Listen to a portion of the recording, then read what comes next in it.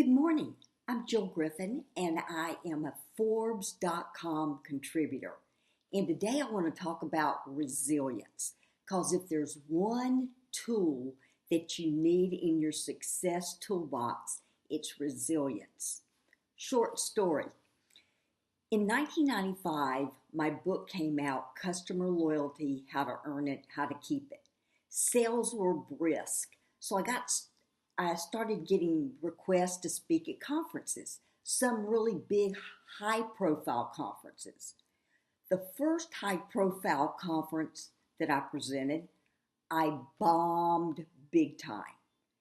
I knew when I was speaking that I was losing my audience, but I was so inexperienced, I didn't know what to do.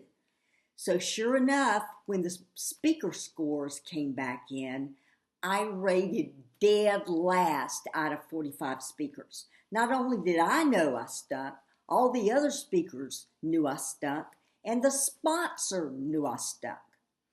So I was so disheartened, I reached out to one of my dear friends, Jim Bearden, because he always tells me the truth. And in this instance, he said, Jill, you got to take yourself to the woodshed. And what that meant was face up to the fact that you bombed, figure out what the heck you did in order to get this score, and then get out there and change these things. So after that lunch, I came back to my home office. I got out a blank sheet of paper and I bullet pointed everything I could think of that I'd done wrong. I didn't share information about myself. I hid behind my information. I didn't say one thing personally about where I live, where I grew up, any of those kinds of things.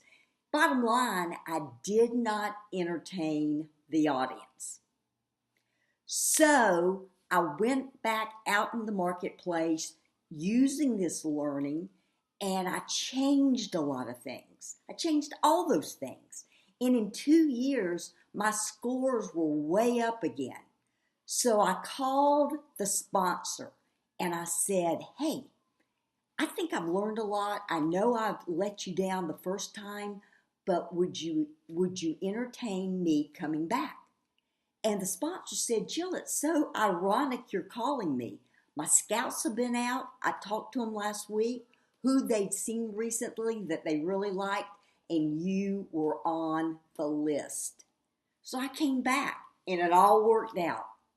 So here's my message this morning. When something happens to you that's really bad, don't let it defeat you. Step back, see what you can learn from it, and then go forward with that informed learning. Thanks for listening. See you next time.